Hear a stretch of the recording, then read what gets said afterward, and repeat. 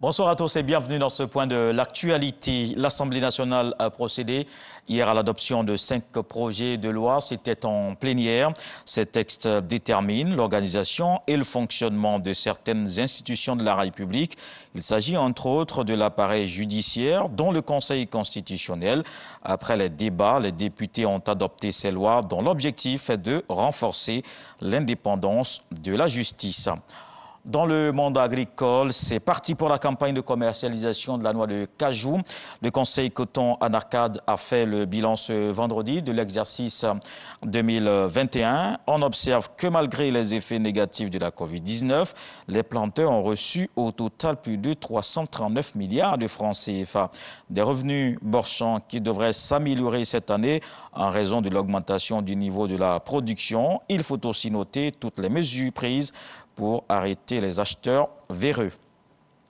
Le ministre de l'Enseignement technique, de la formation professionnelle et de l'apprentissage en visite de terrain au lycée professionnel de Grand Laou, un établissement qui forme au métier de la mer. Mais le lycée est dans un état de délabrement et les équipements sont vétustes. Kofi Nguesson et l'ambassadeur de l'Espagne ont fait le constat. Ils annoncent la relance du projet de coopération qui avait à l'époque abouti à la construction de ce centre. Salima Toudia.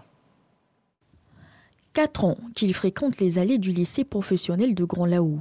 Herman, stagiaire en BT, filière maintenance et machines marines, est passionné par les métiers de la mer. Il rêve d'être un grand mécanicien. J'ai appris à la télé qu'il y avait une école qui forme au métier de la mer. Donc je suis venu m'inscrire et j'ai découvert que le métier est très vaste. Il forme en plusieurs métiers industriels, tels que l'électricité, le froid, la mécanique. Donc j'ai décidé de le faire. J'espère être un grand mécanicien. J'espère faire des voyages. Il lui reste 2 ans d'apprentissage pour terminer ses 6 années de formation. Une formation qu'il juge plus ou moins difficile dans la phase pratique. Toutes les conditions théoriques sont réunies, mais c'est la pratique qui nous crée des difficultés. Alors les moteurs sont vieillissants, les équipements ne sont pas au point de la technologie. La piscine n'est pas disponible, un mécanicien marin doit nager, il n'y a pas de piscine, l'enseignant même pour le TP manque. Ouvert en 2002, l'établissement a été le fruit d'une coopération entre l'État de Côte d'Ivoire et le Royaume d'Espagne.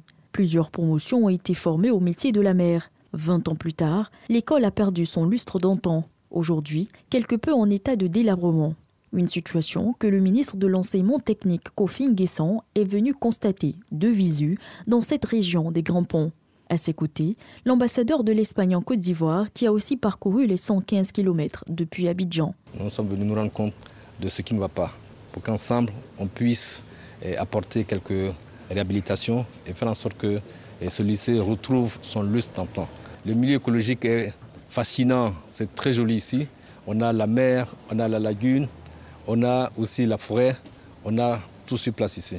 Il faudra faire en sorte que cet établissement attire de nombreux jeunes, que ce soit de notre pays ou de la région africaine, qui viennent ici pour se former au métier de la pêche. Pour l'Espagne, l'engagement aux côtés de la Côte d'Ivoire devrait continuer en 2022. Continue pour pouvoir assurer une formation de qualité, continue pour aider la jeunesse ivoirienne à avoir accès à une éducation qui permet de trouver des emplois de qualité.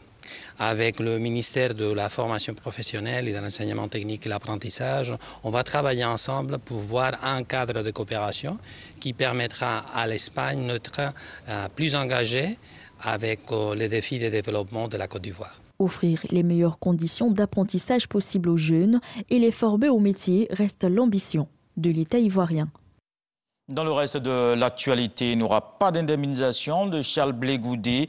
Les juges de la Cour pénale internationale ont rejeté sa demande déposée auprès du bureau du président à la suite de son acquittement en mars 2021.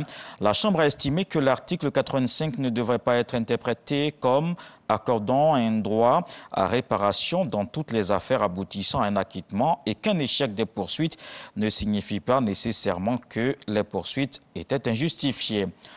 La présidente de la Commission européenne est en visite à Dakar, au Sénégal. Ursula von der Leyen, reçue hier jeudi par le chef de l'État Macky Sall, par ailleurs président en exercice de l'Union africaine. Il a été question du prochain sommet UA-UE qui se tiendra à Bruxelles les 17 et 18 février. Elle annonce plus de 150 milliards d'euros d'investissement en Afrique dans le cadre de sa nouvelle stratégie baptisée Global Gateway. Sa déclinaison pour l'Afrique fixe plutôt l'horizon à 2030. L'argent ira aux énergies renouvelables, à la réduction des risques de catastrophes naturelles, l'accès à Internet, au transport et la production de vaccins ou encore à l'éducation. Les convois de la liberté sont censés rejoindre la capitale française ce vendredi soir.